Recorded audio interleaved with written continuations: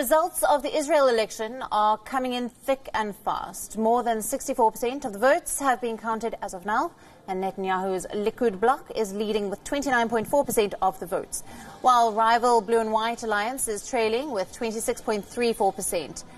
Earlier in the day, the exit polls had predicted a victory for Netanyahu. On your screens now are the exit poll numbers. The far-right bloc, led by Netanyahu's Likud party, is expected to win around 59 seats, which is 2 less than the majority mark. The opposing bloc, led by the Blue and White Alliance, is projected to win 54 seats. And just like last time, Avigdor Lieberman and his Yisrael Beiteinu have emerged as the possible kingmaker with 7 seats. Now, there were major celebrations at the Likud party headquarters as Benjamin Netanyahu arrived. The Prime Minister thanked the voters for giving him what he called a huge victory for Israel. Netanyahu vowed to form a strong national government after speaking to all the right-wing parties in Israel and promised to come good on his campaign promises, which include the annexation of the West Bank and the revival of the economy.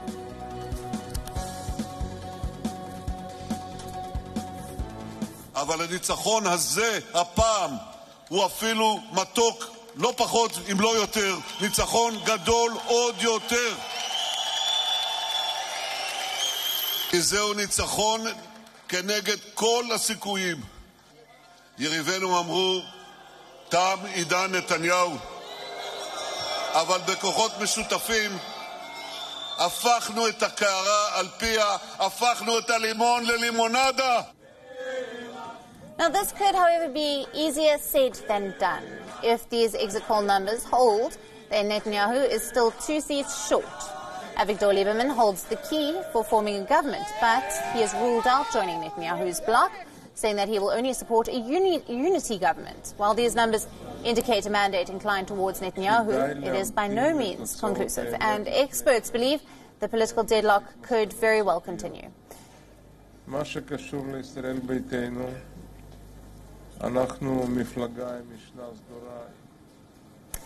We are joined by Middle East expert Arsen Ostrovsky, live from Tel Aviv, for more insight on this story. Good evening to you and welcome.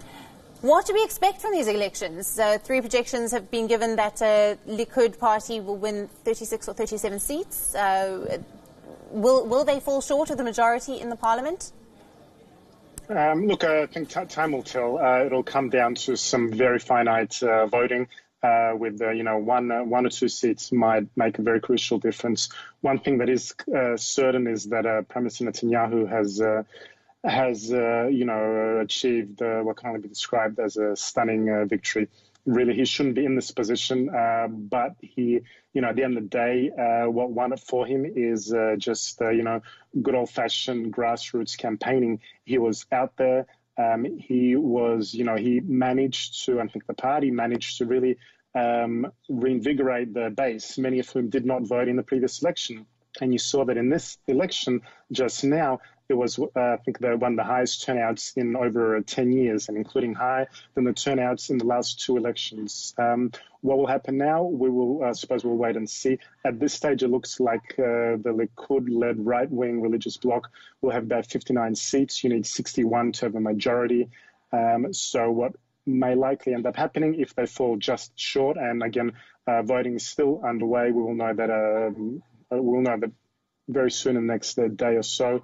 But if he is not able to form a 61 with a right-wing religious coalition as it is now, he will need to find those 2 or 3 seats from elsewhere, from some of the other parties. Absolutely. And we see that Lieberman is perhaps going to once again be the possible kingmaker, but he's been quite dead set on not joining Netanyahu unless there is some kind of unity government. Look, correct. In many ways, Lieberman is the kingmaker or kingslayer, depending on which perspective one looks at. Look, at this stage, I don't think the mathematics of Benny Gantz is near impossible. It is only a question of whether Prime Minister Netanyahu can form a coalition, and if he can, under what circumstances. He may well be that Lieberman might not be needed at all. If the Likud-led bloc gets 58, 59 seats, they could potentially, find 2 to 3 more seats from some of the blue and white members or from one or two from the other parties. But once again, we're more or less in a similar situation as Israel was after the very first election in April last year. No one thought there'd be a second election.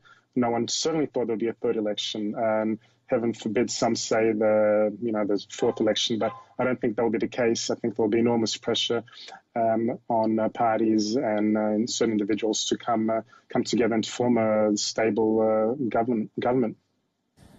Arsen Ostrovsky, thank you for joining us, helping us to analyze the latest in the Israel elections.